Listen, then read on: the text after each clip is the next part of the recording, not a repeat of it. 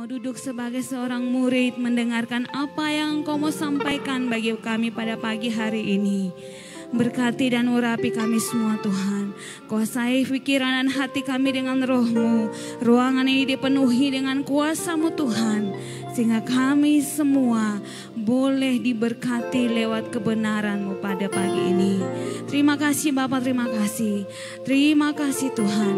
Kami siap untuk menyambut firman-Mu dalam nama Yesus kami berdoa. Haleluya. Amin. Puji nama Tuhan. Shalom. Shalom. Haleluya. Selamat pagi Bapak Mama yang dikasih oleh Tuhan. Selamat beribadah, selamat memasuki Minggu Paskah. Hari Jumat nanti kita akan masuk dalam ibadah Jumat Agung. Dan minggu depan, hari Minggu kita akan masuk dalam ibadah kebangkitan Tuhan Yesus. Dan pada pagi hari ini kita akan belajar sedikit yang menghantar kita kepada acara, kepada rentetan ibadah yang membawa kita kepada Paskah. Terima kasih yang pertama saya sampaikan kepada Bapak Gembala dan seluruh staf Gembala yang mengizinkan saya untuk menyampaikan kebenaran firman Tuhan bagi kita semua pada pagi hari ini. Pagi hari ini saya mengambil tema tentang bermegah dalam salib. Kalau bahasa kerennya the glory of the cross. Baik Bapak Mama, kita buka Alkitab kita dalam Galatia pasal yang ke-6 ayat yang ke-14. Galatia pasal yang ke-6 ayat yang ke-14. Saya ingin kita sama-sama membaca ayat ini. 1, 2, 3. Tetapi aku sekali-kali tidak mau bermegah selain dari Yesus Kristus. Sebab olehnya dunia telah disalibkan bagiku dan aku bagi dunia. Sekali lagi saya baca, tetapi aku sekali-kali tidak mau bermegah selain dalam salib Tuhan kita Yesus Kristus. Sebab olehnya dunia telah disalibkan bagiku dan aku bagi dunia. Sebelum kita jauh ke dalam lagi, kita belajar bersama pada pagi hari ini tentang, Deson Maule, oke. Tentang hukuman salib.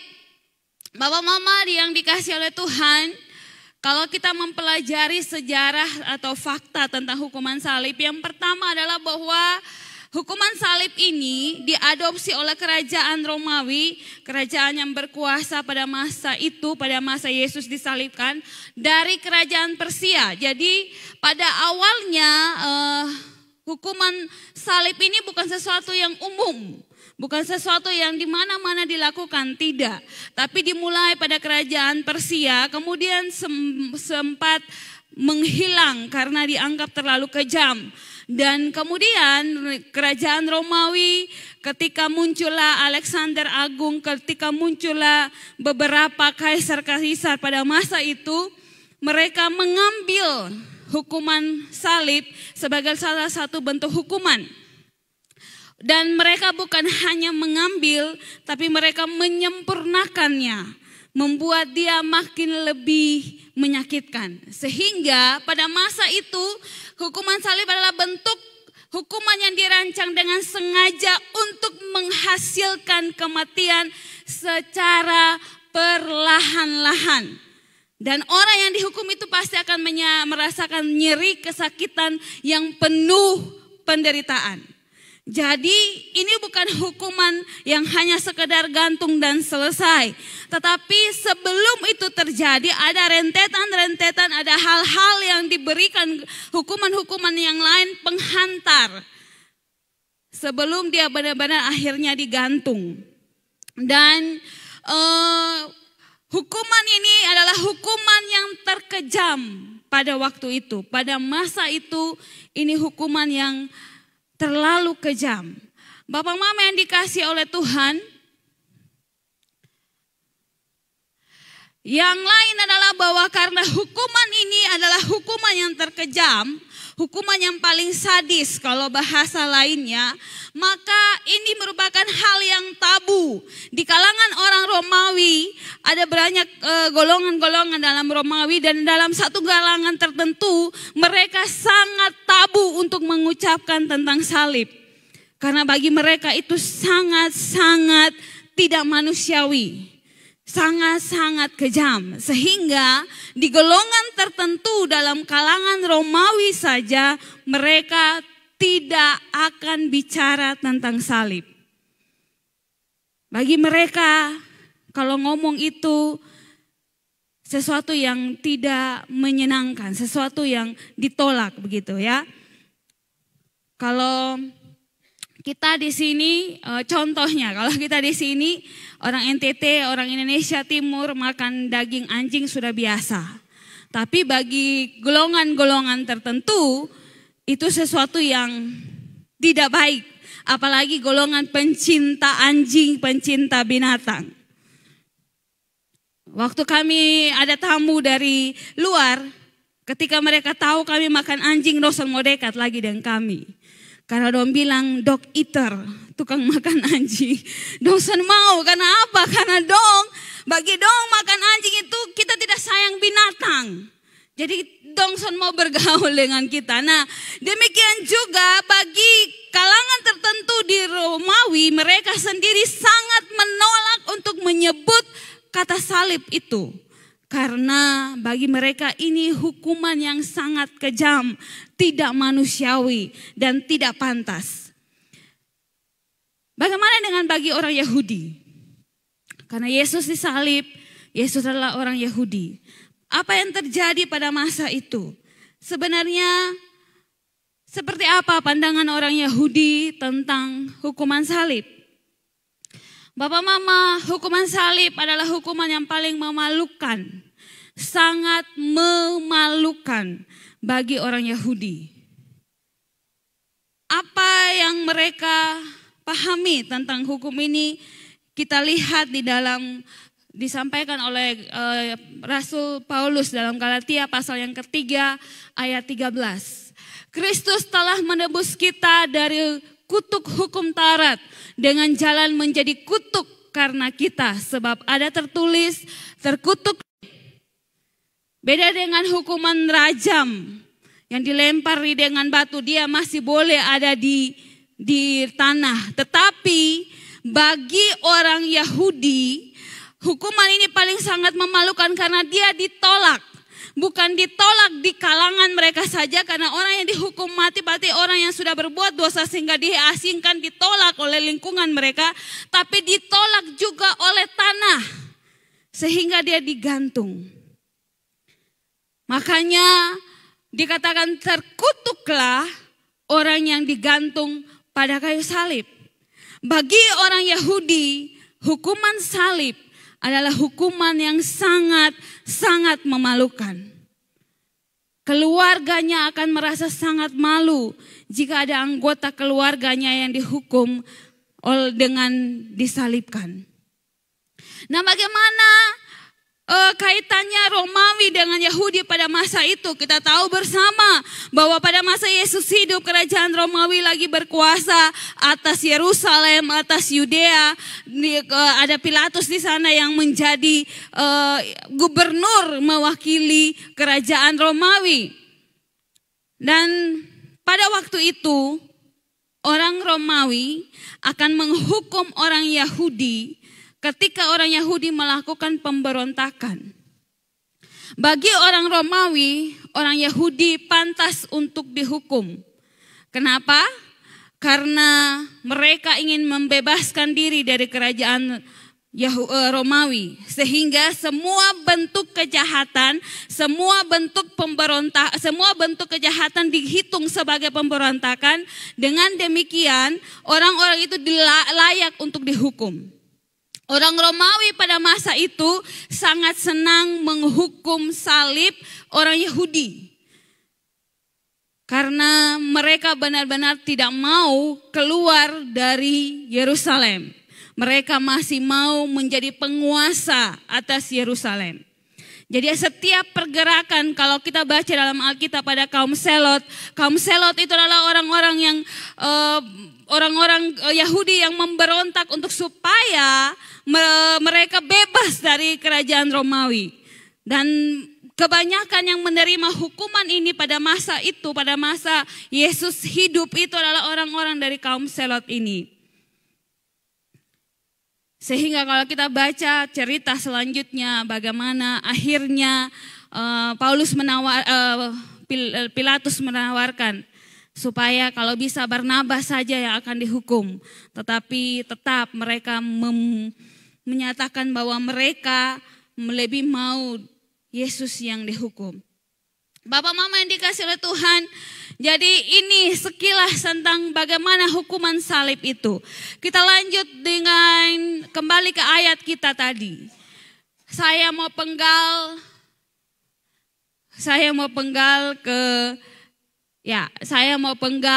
ke bagian A dulu. Kita lihat, tetapi aku sekali-kali tidak mau bermegah selain dalam salib Tuhan kita Yesus Kristus.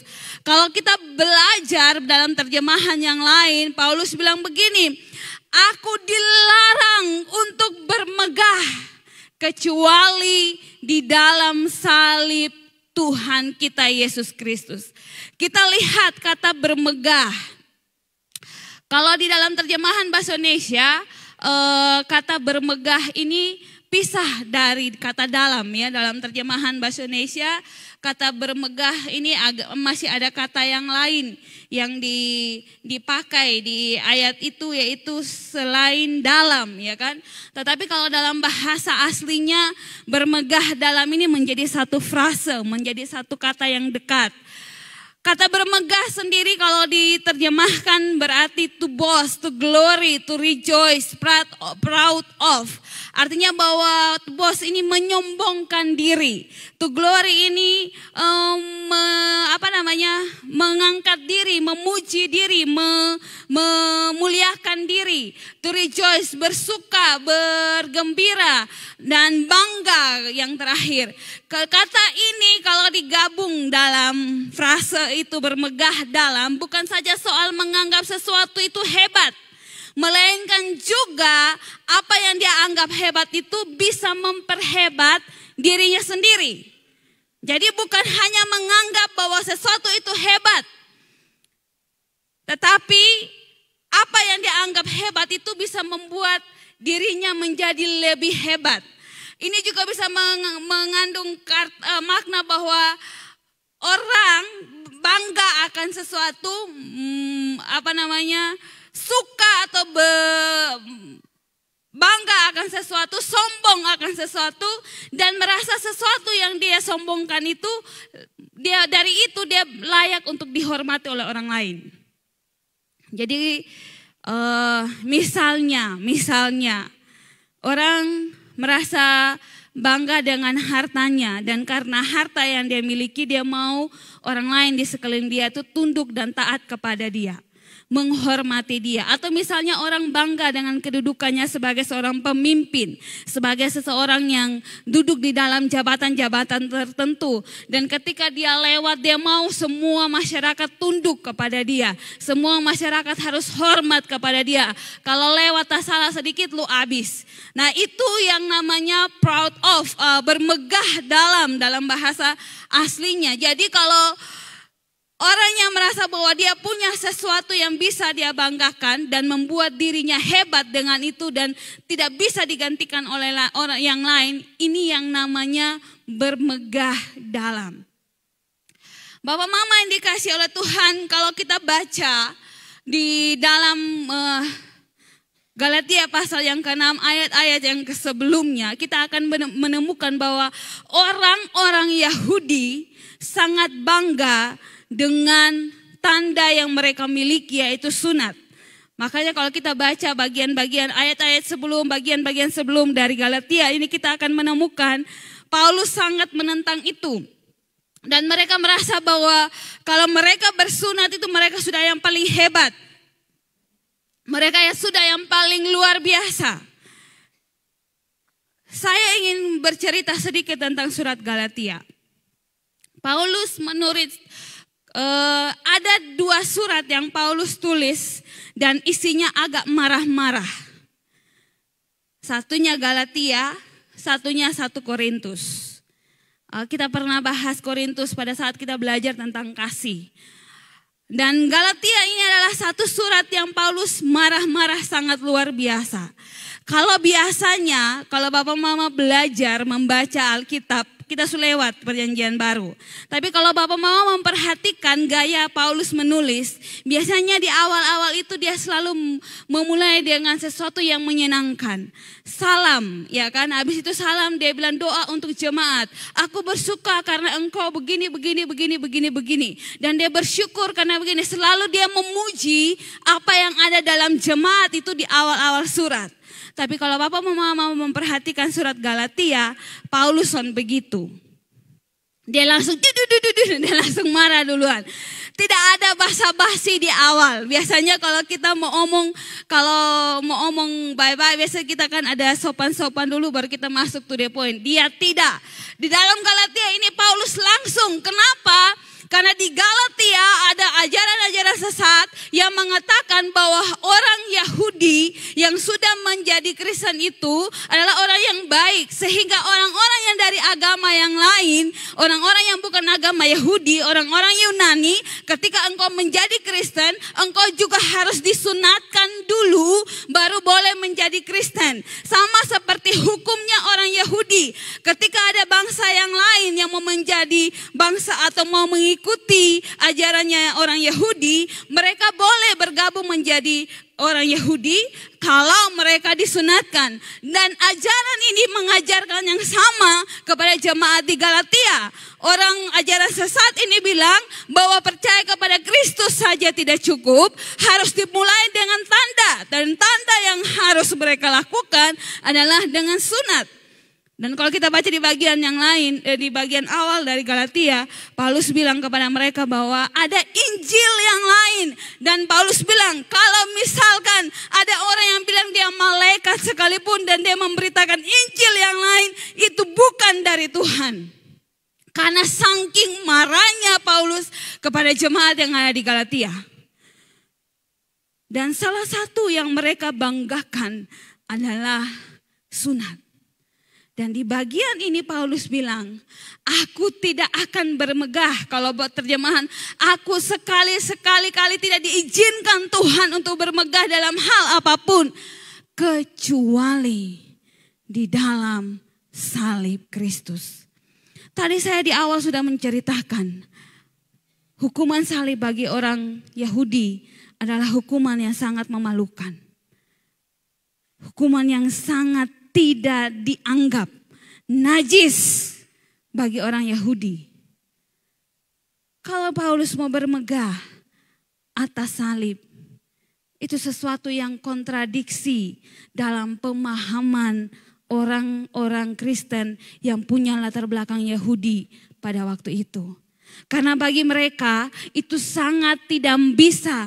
Orang selalu bermegah atas apa yang dia punya, yang membanggakan, prestasi, kepintaran, harta, kedudukan. Tapi tidak ada orang yang mau bermegah di atas sesuatu yang lemah, di atas sesuatu yang kurang, di atas sesuatu yang dianggap najis, di atas sesuatu yang dianggap terkutuk. Tapi Paulus dengan jelas mengatakan, aku mau bermegah di dalam salib Tuhan kita Yesus Kristus. Mengapa Paulus menyampaikan ini? Mengapa Paulus bilang, aku bermegah dalam salib? Yang pertama, Bapak Mama.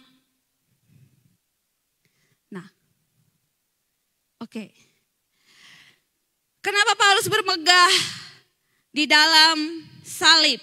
Karena salib menyatakan siapa Yesus, bukan salib yang begini, tapi peristiwa segala sesuatu yang terjadi di salib itu menyatakan siapa Yesus itu sendiri.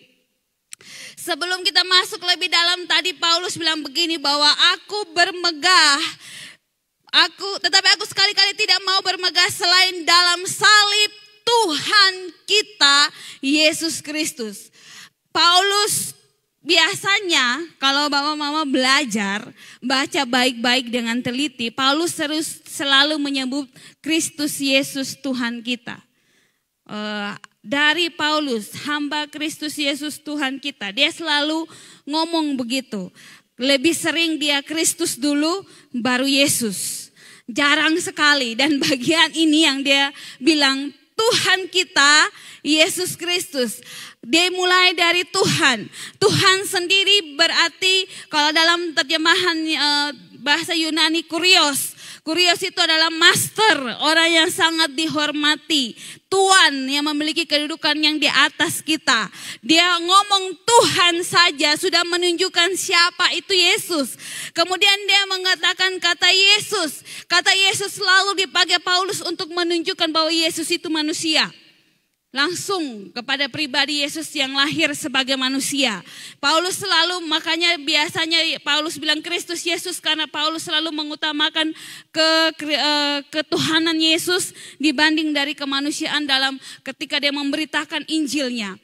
Tetapi di bagian ini Paulus mulai dengan Yesus untuk menyatakan bahwa ketika dia mati di kayu salib, dia itu manusia. Tetapi diikuti dengan Kristus, Kristus dari Kristus. Kristus memiliki akar kata yang sama dengan Mesias yang artinya yang diurapi, yang dijanjikan oleh para nabi dalam perjanjian lama bahwa dialah yang akan menyelamatkan bangsa Israel. Dari pemilihan katanya saja, Paulus sudah menyatakan bahwa salib menunjukkan, menandakan bahwa Yesus itu adalah Tuhan dan dia juga adalah manusia. Tuhan Yesus Kristus. Tuhannya dua. Tuhan sebagai master, sebagai Tuhan, dan Tuhan sebagai Mesias yang diurapi, yang sebagai Raja. Kalau Tuhan sebagai Tuhan master, kalau yang di belakang sebagai Raja. Kemudian Yesus yang menyatakan kemanusiaannya. Tetapi peristiwa salib kalau kita membaca di dalam Yesaya mulai dari pasal yang ke-52 kan dan kita lihat di pasal yang ke-53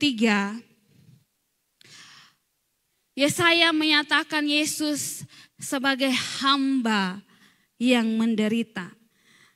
Di perikopnya di Yesaya, di dalam Yesaya pasal yang ke-52 ayat yang ke-13 sampai pasal yang ke-53 ayat yang ke-12. Perikop yang disampaikan di situ hamba yang menderita, hamba Tuhan yang menderita. Saya ingin membaca ayat ini. Ia dihina dan dihindari orang, seorang yang penuh kesengsaraan dan yang biasa menderita kesakitan. Ia sangat dihina sehingga orang menutup mukanya terhadap dia, dan bagi kita pun dia tidak masuk hitungan. Kalau kita baca keseluruhan dari perikop ini,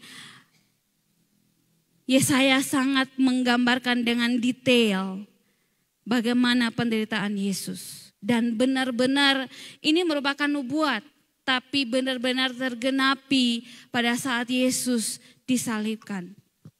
Kalau kita baca, Bapak Eva sudah sempat sampaikan, Ma Ana sudah sempat sampaikan bahwa pada saat Yesus disalibkan, sebelum disalibkan dia harus dicambuk 39 kali. Dan setelah itu, dan cambuk yang dipakai bukan cambuk yang biasa. Cambuk yang ujungnya ada kayak paku. Dan ketika ditarik maka isi-isi dagingnya akan ikut nyangkut di cambuk itu. 39 kali. Makanya rupanya sudah tidak ada lagi. Kalau kita baca di dalam Yesaya, Yesaya menggambarkan bahwa rupanya sudah tidak terlihat lagi. Dia sangat terhina dengan segala lukanya, diludahi dan segala macam, sehingga orang tidak mampu untuk memandang dia lagi. Hamba yang menderita, kita terlihat dengan jelas pada peristiwa Yesus disalibkan.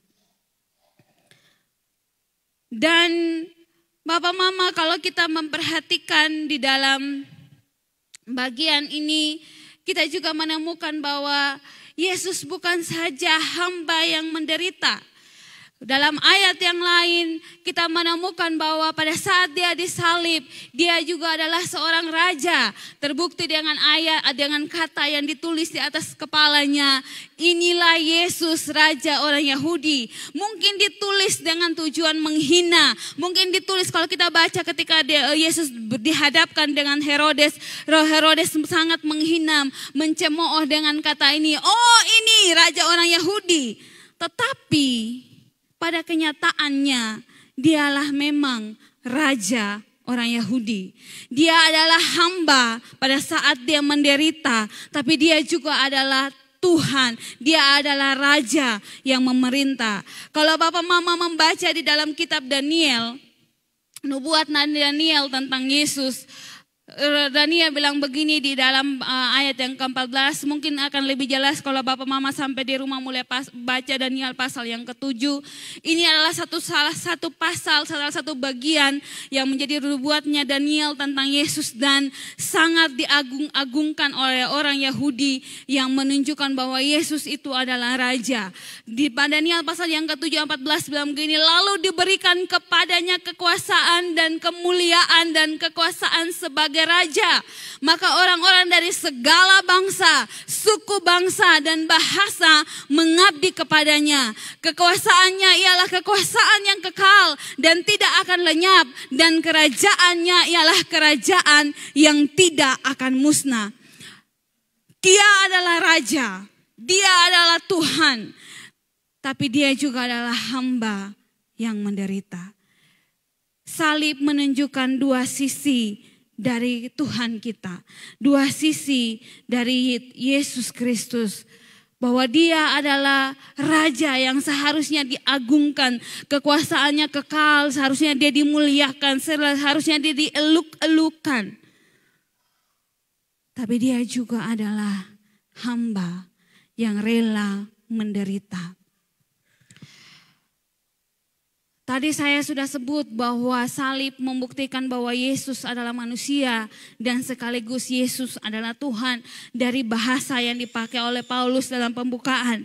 Tetapi secara fisik kita menemukan pada saat Yesus disalibkan, tubuhnya yang luka, penuh dengan luka, darahnya yang tercurah, membuktikan bahwa dia manusia. Membuktikan bahwa dia manusia. Kalau Bapak Mama menonton film The Passion of Christ, setiap teriakan yang Yesus teriak ketika Yesus dicambuk, dipaku, menunjukkan bahwa dia manusia sama seperti kita. Kemarin dalam doa puasa, Oma Hendrik bilang, kau tempun tangan karena iris pisau sedikit sakit, minta ampun. Kita pun tangan baru kena tikam jarum ini belum paku. Jarum kita subatarea setengah mati. Bayangkan apa yang dialami Yesus.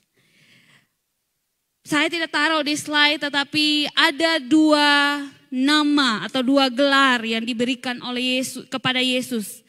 Pertama adalah gelar sebagai anak manusia. Yesus selalu berbicara ketika dia mengajar, dia bilang anak manusia, anak manusia. Kalau kita belajar dalam sejarahnya Yahudi, kata anak manusia, kalau Yesus mengungkapkan itu untuk menunjukkan bagaimana dia adalah manusia, tetapi dia juga adalah Tuhan. Karena kata anak biasanya dipakai kepada anak Allah. Tapi kali ini Yesus ketika dia mengajar selama dia hidup, dia bilang anak manusia. Yesus menunjukkan dirinya sebagai Allah dan dirinya sebagai manusia. Tetapi kalau kita baca latar belakang Yahudi, kita akan menemukan bahwa istilah anak manusia adalah istilah yang mulia, istilah yang tinggi. Kenapa? Karena mereka meyakini, orang Yahudi meyakini bahwa anak manusia adalah seseorang yang memiliki kedudukan atau otoritas yang tinggi dalam menyampaikan pesan Allah kepada manusia. Yesus sebagai nabi. Jadi kalau anak manusia secara sederhana, Yesus sedang menunjukkan dirinya sebagai nabi. Menyampaikan, memiliki otoritas untuk menyampaikan pesannya Allah. Jadi sebenarnya ini adalah posisi yang harusnya dihormati, dihargai oleh orang Yahudi. Sehingga tidak heran dalam menyampaikan pesan tentang kerajaan Allah dalam kitab-kitab Injil, khususnya Injil-Injil sinoptik.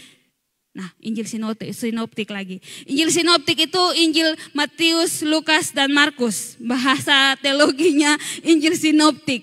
Karena mereka adalah Injil yang sama. Kalau kita baca Lukas, Markus, dan Matius, kita akan menemukan bahwa mereka itu mirip. Makanya namanya Injil sinoptik. Beda dengan Yohanes, bahasanya berbeda, ceritanya agak lain, dan sebagainya. Nah, di Injil sinoptik ini, Yesus selalu mengajarkan tentang kerajaan Allah dan memakai kata anak manusia. Dan makanya ketika Yesus mengajar, orang Yahudi mendengar. Karena bagi mereka ini nabi. Seorang yang perlu dihormati. Seorang dengan kedudukan yang sangat-sangat dihormati oleh orang Yahudi. Sehingga mereka mendengar. Memang ada yang tidak mendengar, tapi kebanyakan itu mereka mendengar.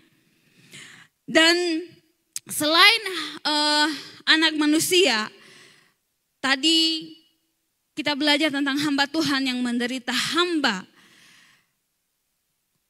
Anak manusia yang sisi yang tinggi, hamba sisi yang rendah. Kita sudah belajar tentang hamba, tentang doulos. Kalau kita sudah tahu bahwa hamba, kalau kata hamba mungkin cukup masih agak enak didengar. Tapi kalau bahasa aslinya budak. Kalau lebih tepatnya diterjemahkan dengan budak. Yesus adalah anak manusia, tapi dia juga adalah hamba. Kalau kita baca dalam Markus, Bapak Mama kalau belajar Markus, salah satu tema utamanya Injil Markus adalah Yesus adalah hamba. Makanya ayat favoritnya itu di dalam Markus yang bilang anak manusia datang bukan untuk dilayani, tetapi untuk melayani. Membuktikan bahwa dia adalah hamba. Dan ini adalah dua sisi yang sebenarnya sangat dimengerti, sangat dekat dengan orang Yahudi. Dan itu ada di kayu salib. Paulus bilang, aku bermegah dalam salib. Karena salib menyatakan siapa itu Yesus. Dia adalah Tuhan, tapi sekaligus dia adalah manusia. Dia adalah raja, tapi sekaligus dia adalah hamba. Dia adalah anak manusia, sang nabi itu, tapi juga sekaligus dia adalah hamba yang menderita. Paulus menyampaikan di dalam pasal yang di Filipi pasal yang kedua bahwa Yesus mengosongkan dirinya. Dan ketika dia ada dalam rupa sebagai manusia, dia taat, bahkan taat sampai mati di kayu salib. Membuktikan bahwa Yesus benar-benar merendahkan dirinya serendah-rendahnya pada saat dia disalibkan. Dan karena itu Paulus bilang, aku mau bermegah dalam salib. Karena salib mengajarkan kepadaku siapa Yesus sebenarnya. Kepada siapa sebenarnya aku percaya. Itu yang pertama. Yang kedua, mengapa Paulus bermegah di dalam salib? Yang kedua adalah bahwa salib merupakan bukti kasih dan sekaligus bukti keadilan Allah. Kita tahu bahwa Allah adalah kasih, dan kita juga tahu bahwa Allah adalah Allah yang adil, Allah yang benar. Dan kita tahu bahwa kasih menutupi segala macam dosa. Tetapi karena dosa upah dosa adalah maut, upah dosa adalah harus adanya hukuman. Pada saat Yesus disalibkan, menunjukkan betapa besarnya kasih Tuhan kepada manusia. Tapi di lain pihak, di pihak yang sama, pada saat yang sama juga menyatakan bahwa Allah adalah adil. Semua orang yang harus dihukum sudah diwakilkan oleh kematian Yesus. Di mana keadilan Allah? Pada saat Yesus harus disalibkan, menanggung dosa-dosa kita. Salib bukti bahwa Allah itu adalah kasih. Kita semua mengetahui Allah adalah kasih. Tapi salib juga menunjukkan kepada kita bahwa Tuhan kita tetap Tuhan yang adil. Orang yang berdosa dihukumnya, tapi hukumannya dijatuhkannya kepada Yesus. Kita lihat ayat ini. Yesus ketika minggu-minggu, kalau kita baca Yohanes, nanti kapan-kapan kita bahas. Tapi kalau kita baca dalam Yohanes pasal 12, di bagian pertama dari ayat itu bilang 6 hari sebelum Paskah. Dan kalau kita baca selanjutnya berarti ajaran-ajaran yang disampaikan di ayat-ayat selanjutnya, di pasal-pasal selanjutnya adalah ajaran-ajaran yang disampaikan Yesus kepada murid-muridnya ketika dia mau disalibkan. Dan salah satu yang dia ajarkan di dalam Yohanes pasal 15 ayat 13. Itu sampai pasal 17 ayat yang terakhir. Jadi pasal 18 sudah Yesus ditangkap. Jadi dari pasal 12 sampai pasal 17 itu Yesus mengajar murid-muridnya, mempersiapkan muridnya ketika Yesus mau disalibkan. Nah, tidak ada kasih yang lebih besar daripada kasih seorang yang memberikan nyawanya untuk sahabat-sahabatnya. Paulus sampaikan dalam beberapa suratnya, dia bilang, tidak ada orang baik yang mau mati bagi orang yang salah. Orang baik masih mungkin mau mati untuk orang yang baik. Tapi tidak ada orang yang baik yang mau mati bagi orang yang salah. Tapi di bagian yang lain, Paulus bilang bahwa dalam keadaan kita berdosa sekalipun, Tuhan sudah mati buat kita. Tidak ada kasih yang lebih besar dari kasih Yesus. Ayat yang berikut dalam Yesaya 53 ayat 6 bilang begini. Kita sekalian sesat seperti domba. Masing-masing kita mengambil jalannya sendiri. Tetapi Tuhan, sekali lagi saya mau menekankan bagian ini. Tetapi Tuhan telah menimpakan kepadanya kejahatan kita sekalian. Dua pribadi yang berkorban. Yesus sebagai hamba yang menderita dan Tuhan yang merelakan anaknya untuk disiksa, dihina, dicambuk, disalibkan buat kita. Tidak ada kasih yang lebih besar dari kasih itu. Telah menimpakan hukuman kita atas kejahatan kita, atas semua dosa yang kita lakukan. Sudah Dia tanggung di atas kayu salib menggantikan kita. Sehingga Ibrani bilang, barang siapa yang tetap berbuat dosa berarti dia kembali menyalibkan Yesus lagi dalam hidupnya. Karena itu jangan hiduplah dalam dosa. Yang berikut, mengapa semua habis ini? Mengapa mengapa Paulus menyebutkan bahwa dia harus bermegah di dalam salib? Karena salib menjadikan kita ciptaan baru. Saya ingin kita baca ayat ini. Ya, ulang lagi di Galatia. Galatia pasal yang ke-6, tapi saya mau kita juga lihat di ayat yang ke-15, bukan ayat yang ke-14.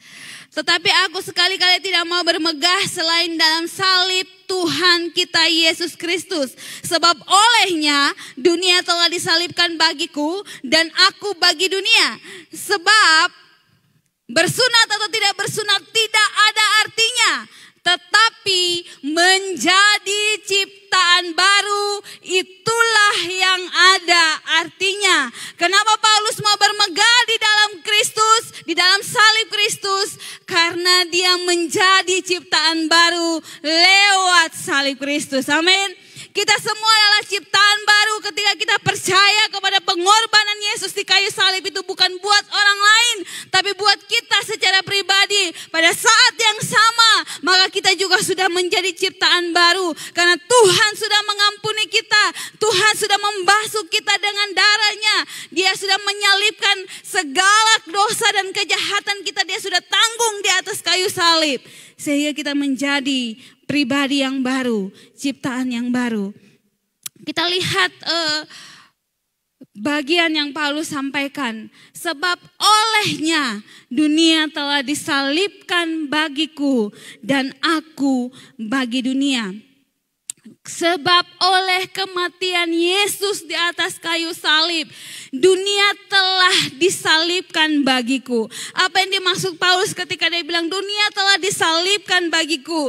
Kita ingat bahwa salib bicara tentang kutuk, bicara tentang jijik, bicara tentang sesuatu yang najis. Maka oleh kematian Yesus di atas kayu salib, dunia menjadi terkutuk, menjadi jijik bagi kita, menjadi sesuatu yang najis, bukan berarti lagi bagi kita. Apa maksudnya? Kita tidak terikat lagi dengan dunia, dengan segala kebobrokannya. Karena kita sudah ditebus dan menjadi ciptaan yang baru. Dunia tidak berkuasa lagi atas kita. Dosa tidak berkuasa lagi atas kita. Maka tidak heran Paulus bilang, apa yang dahulu aku anggap keuntungan, sekarang aku anggap sampah. Tidak berarti lagi karena Kristus sudah menebusku di atas kayu salib. Harusnya itu yang terjadi dengan kehidupan kita. Ketika kita mempercayai dengan penuh bahwa Kristus telah mati buat kita. Kristus telah disalibkan buat kita. Dosa kita telah ditanggungnya di atas kayu salib. Maka kita menganggap jijik dosa itu. Kita menganggap jijik dunia dengan segala kebobrokannya itu sebagai dosa. Sebagai sesuatu yang terkutuk. Sehingga kita tidak mau lagi hidup di dalamnya. Dan bagian yang berikut Paulus bilang begini, dan aku bagi dunia. Saya waktu belajar ini, bagian ini saya bingung. Kok kenapa dia bilang aku bagi dunia? Ternyata ketika dia menjadi ciptaan baru, kita saat kita menjadi ciptaan baru, dunia akan membenci kita. Dan itu bukan hal yang baru. Yesus sudah sampaikan di dalam pengajaran-pengajarannya. Bahwa kalau engkau mengikut aku, engkau akan dibenci oleh orang lain. Paulus, banyak orang yang membencinya. Banyak orang yang menolak dia. Dan pada akhirnya dia harus mati.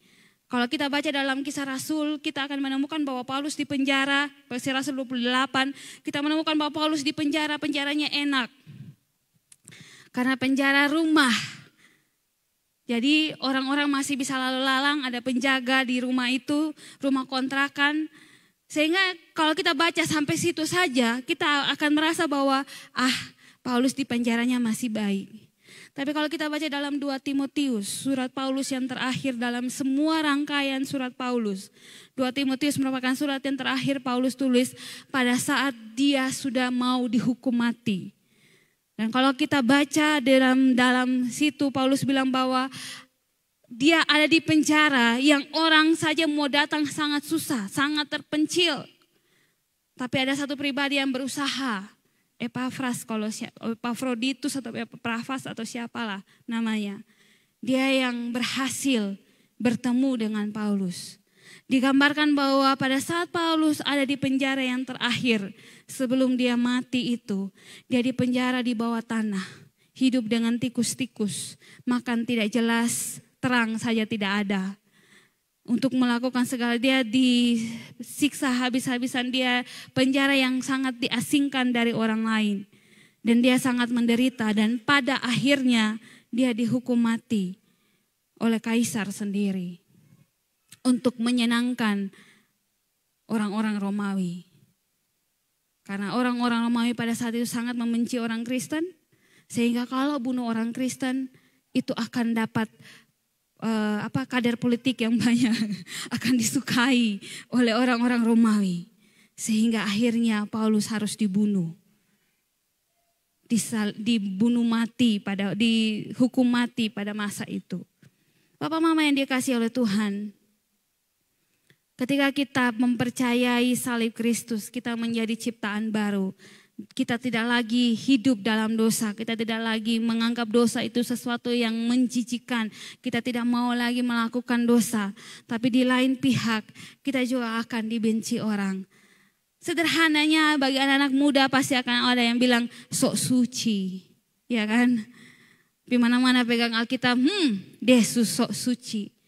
Atau kita kasih ingat orang untuk berdoa, Ibu Pendeta muncul, ya kan? Kita dalam lingkungan kita, apalagi biasanya anak-anak muda yang sering di sekolah, apalagi kalau kita anak ikut persekutuan, kita ikut pemuda, wah cemooh-cemoohnya ada saja. Kita akan dibenci dunia. Makanya Yesus bilang di dalam ungkapannya dia ketika dia mengajar, aku datang bukan bawa damai, tapi aku datang bawa pedang. Karena aku memisahkan anak dari ibunya, orang tua dari anaknya. Karena pengenalan kita akan Tuhan, kita bisa terpisah dari keluarga. Karena pengenalan kita akan Tuhan, karena iman kita kepada Kristus, orang bisa saja tidak mau bergaul dengan kita. Makanya ayat ini Paulus bilang, aku disalibkan bagi dunia. Dunia menganggap kita ini orang yang aneh. 3 hal ini yang saya mau bagikan buat kita pagi hari ini. Bermegahlah dalam salib. Bagi orang salib sesuatu yang memalukan, menjijikkan, sesuatu yang menyedihkan, sesuatu yang terkutuk. Tapi sebagai ciptaan dalam Tuhan, mari bermegahlah dalam salib. Karena salib membuat kita mengenal dengan jelas siapa itu Yesus. Karena salib membuat kita bisa melihat bahwa Tuhan itu kasih, tapi juga Tuhan itu adil. Dan karena salib membuat kita ciptaan-ciptaan baru yang menang atas dosa dan dunia. Tuhan memberkati kita semua, biarlah firman Tuhan ini menolong kita, membantu kita dalam masa-masa kita mempersiapkan diri masuk pada Paskah di tahun ini. Biarlah semakin kita makin memahami tentang kasih Tuhan, salib Tuhan yang Tuhan sudah kerjakan, karya salibnya yang dia sudah kerjakan bagi kita semua. Saya ajak untuk